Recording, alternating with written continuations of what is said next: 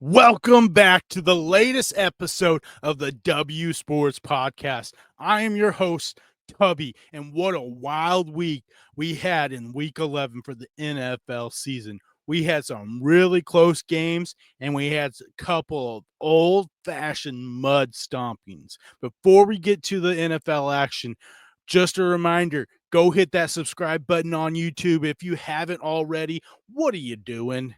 You know you want to go hit that subscribe button, support a great up-and-coming sports podcast, the best sports podcast you haven't heard of yet, and get yourself entered into a giveaway for a free NFL signed jersey. But with all that being said, let's jump into the NFL action, and we're going to start off with a couple of these old-fashioned mud stompings. We had some animal-on-animal abuse. The Lions just absolutely drug the Jaguars through the mud and destroyed them. This was, if you listen to last week's episode when I did fantasy, advice, and I told you to start Jared Goff, you're welcome if you started him. Hopefully you took that advice because Jared Goff and that offense just absolutely went off on one of the worst defenses in the NFL. And it comes to question, does Doug Peterson finally get the axe? I know Khan at the beginning of the week was like, we want to wait until the end of the season to make some wholesale changes if that's what needs to be. But if there's a big blowout this week, maybe it'll come sooner than we want. Well, it's definitely come sooner than you want because this team has underperformed the last 2 years. You should have easily won the division last year with a terrible division. Luckily for, not luckily for them, but, or I guess luckily for NFL fans, the Texans came out of nowhere, won the division. No one expected the Texans with a rookie quarterback to win that division. But now you're looking at the Jaguars just absolutely in disarray. You thought you had your franchise quarterback. You paid him a whole lot of money, and now you can't win a game.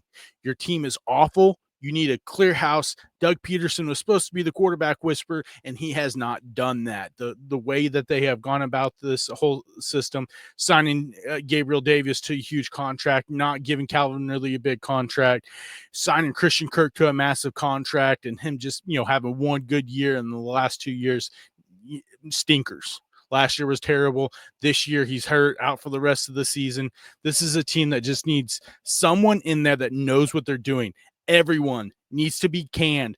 GM, head coach, defense coordinator, offensive line coach. Every single coach needs to be gone to give you some chance to rewrite the ship and make Trevor Lawrence into a quarterback that we all expected. Now we're going to go to the other mud stomping, and this one was a huge surprise. I thought this would be a good close game, but the Broncos just absolutely destroyed the Falcons. Bo Nix, these last few weeks, has been incredible. This young quarterback that I think a lot of us didn't expect this from him early on or maybe at all. Me included, I thought he was a good backup quarterback in the NFL. And that was it. I didn't think he could be a good starting quarterback, and he has proven me wrong. I think he's proven a lot of experts and people wrong. Bo Nix controls this offense. He's a great quarterback for the Sean Payton offense. And I think that's where, we look at some of the past quarterbacks after Drew Brees and in New Orleans. They were big arm quarterbacks, except for Teddy Bridgewater, which Teddy, could never stay on the field and wasn't, super impressive after the knee injury. That he had big arm quarterbacks and big, character guys that just he's not great with when it comes to coaching. And the same thing with Russell Wilson last year. Now he's got his guy that he can make the good intermediate throws and be accurate with it, like Drew Brees was, and then every once in a while take the shot downfield to his downfield threat. This was a very impressive win, and I'm not saying that they're going to give the Chiefs a run, but this is a team I think that is going to make it into the playoffs and could be a sneaky team because that defense, outside of a few games like the Ravens games and a couple of other games, they have been really good, especially when Patrick Surtain is on the field. He can lock down any number one wide receiver in the NFL. He is that good. I've talked and praised Patrick Surtain a lot this year, especially in the fantasy roundup. If you follow it, I talk a lot about don't start this wide receiver because they're going against Patrick Surtain, and Patrick Surtain is going to lock them down, and he does it week and week. And week after week, he's that good. And the defense has really come along, especially with some of the losses that they had during the offseason and kind of going in a different direction, especially as pass rusher. We're starting to see these guys emerge like a Nick Bonito having a chance to really show that he can be a good NFL pass rusher. Now we're going to get to some super exciting games that we have this weekend. Or we'll go to Thursday real quick. We got to talk about that. That was a big game in the NFC East. The Eagles had a big second half or a big fourth quarter to take the win and to start taking control in the NFC East. The Commanders kind of stumbled the last couple of weeks. I don't know if Jaden Daniels is completely healthy with the ribs and the hip and stuff like that. He doesn't look like the same player. Either that or the NFL is starting to figure out a little bit more how to scheme against him, and that could be a problem going forward. But it was a great matchup for the most part until the Eagles just took command in the fourth quarter. Another great game we had this weekend was the Packers and the Bears. The Packers should have absolutely killed the Bears, but it is a big rivalry game. They get their 11th straight win over the Bears in dramatic fashion. They took a page from the Chiefs from the last week, blocked a field goal to win the game. I'll say Caleb's numbers may not be the most impressive, but the way that they were able to get the ball out of his hands fast definitely made him look like he was more comfortable in the pocket, getting rid of the ball quick and not allowing the pass rush to get him. The only time it really got to him was towards the end when it was most crucial to not take the sacks. He took a couple late game sacks, still got them in position to kick a field goal, but the Packers defense, special teams showed up at the end to get the block, which is not something you can say as a Packers fan over the last 5 years. Special teams has been the worst part for the Packers for the most part over the last 5 years.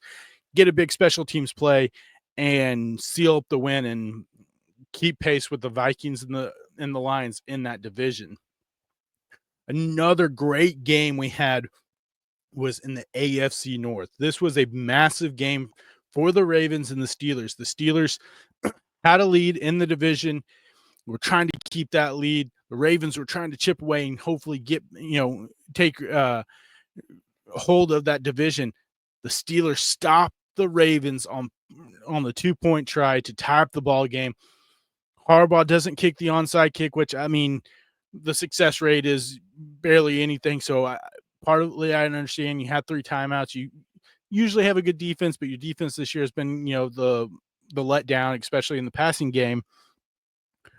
But this Steelers team with Russell Wilson is completely different than it was with Justin Fields. They're beating big-time teams. They're beating them good. They're on a 5-game win streak, and this is a team with this defense. If Russell Wilson keeps playing the way he does, that can give some of these teams in the AFC, especially in the playoffs, a scare, because when it comes playoff time, if you have a good defense, you're going to have a chance to win that game. And that defense they have right now is really impressive. You held the number 1 offense in the NFL to 15 points or 16 points.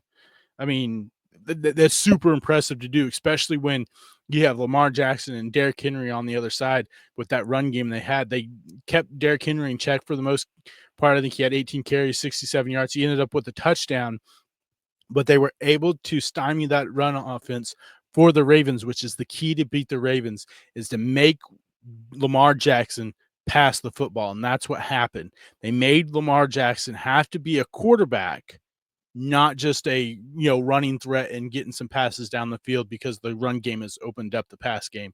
They were able to do that, get the big win, and keep control of the AFC North.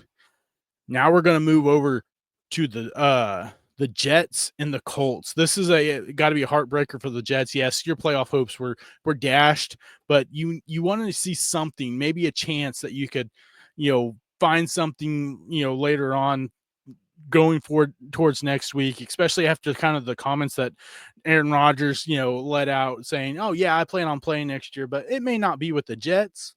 Well, you're sitting at 3-8 now. I'm just going to say it once again. If you haven't been listening, hopefully you start listening and you hear this. Aaron Rodgers is not the answer anymore. He is not a top 10, top 5, barely. I don't even know if he's a top 15 quarterback in the NFL anymore. With the weapons he has, they should not be this bad. The offense should not be this bad. You have Garrett Wilson, Devontae Adams, Breece Hall. You have so many weapons on this team. Tyler Conklin is a good, serviceable tight end, and you cannot move the ball most of the game. And you have Rodgers making some inexcusable passes or just some really bad passes. This is a team that I know a lot of people had high hopes for, and you listened to me and Jimothy. We knew this was all just smoke, and it was people trying to get the hype train on the Jets. This is a lot what I expected, and it's just not. It's going to get harder from here. The schedule gets harder as the season goes on for them. This is a team that if I was them, I hope Aaron Rodgers doesn't come back next year. We can try to find a new quarterback for the future or something, because right now Aaron Rodgers is not the answer, because you have offensive weapons. You have them. Aaron Rodgers just is not the answer, and you need to fix that offensive line. You tried this offseason by signing a couple old heads that just haven't done what they should or what they used to be able to do, because they're old. They're not the same player they were a couple of years ago, and it has beat them up, and Aaron Rodgers has taken sack after sack after sack, getting hit, and that could be a big part of the inaccuracies, not being able to trust the offensive line and having to get rid of the ball a little bit faster. But I'm going to keep saying I think Aaron Rodgers is washed. I don't think he's the same type of guy, and I don't think he's a quarterback that can lead you to a Super Bowl, because he's too arrogant and thinks that he can do everything. Now we're going to go on to the 49ers. Me and Jimothy have talked about this pretty much since the get-go of the season. We're not quite sure what's going on with the 49ers. Yeah, you don't have Brandon Ayuk. You didn't have George Kittle this week, but this is not the same 49ers I think anyone expected this year, especially now you're sitting, I think, probably third in that division. I think I might have figured something out, may answer some of the questions. And I think it comes to the offensive side is you're just not explosive. You're not making explosive plays down the field like you have in years past. And I don't know if it's so much that Brandon Ayuk is out. I mean, even when Ayuk was healthy, they weren't able to make these plays.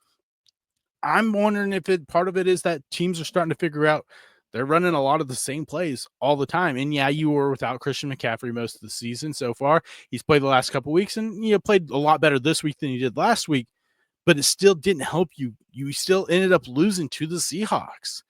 And all it did for the Cardinals not playing this week, they move up a little bit further up in that division and keep a little bit better firm control on this division going forward. And which is wild to say that everyone in that division is in play right now. The Rams get the win. The Seahawks, right now I think the Seahawks, Rams, and 49ers are all at 5-5 at the same record behind the Cardinals. So it's kind of a confusing season this year for the 49ers, because a lot of people had slated them in for the Super Bowl and potentially winning the Super Bowl.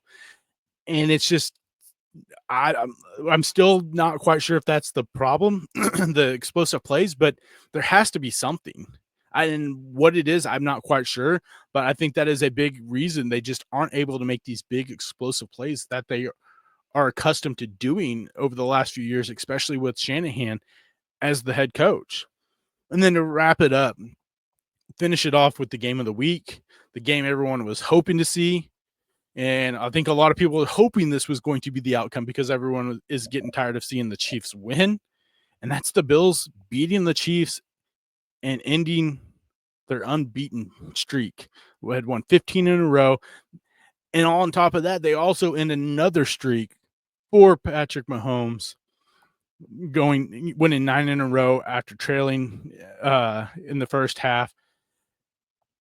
There's a lot of Chiefs fans that are like, oh, I was hoping we'd lose at least one. This is not the one you hope you lost, because now all it does is only give you a half a game lead in the AFC for home field advantage. You want that home field advantage. You have a huge home field advantage at Arrowhead Stadium. You do not want to have to travel to Buffalo or potentially Pittsburgh in January. You want to play at home. You do not want to have to travel if you don't have to. And so the fact that people are like, oh yeah, I was hoping they'd lose this game, so they have a little bit of adversity. Well, if you want adversity, lose to whoever you play next, Joe Schmo, whoever it is, lose that game. But hoping you lose this game was just absolutely dumb because this was a crucial game for the AFC home field advantage, because now if it comes down to it and it's you have the same record as the Buffalo Bills at the end of the season, they have the tiebreaker with the head-to-head. You did not want to lose this game. You needed to win this game to keep home field advantage, and now it makes it a little bit more shaky because they haven't played a very good complete season. I mean, yeah, they were undefeated, but they very well could have lost 3 or 4 games at this point. You took a blocked field goal, it took a toe on the end line, it took the Bengals committing pass interference.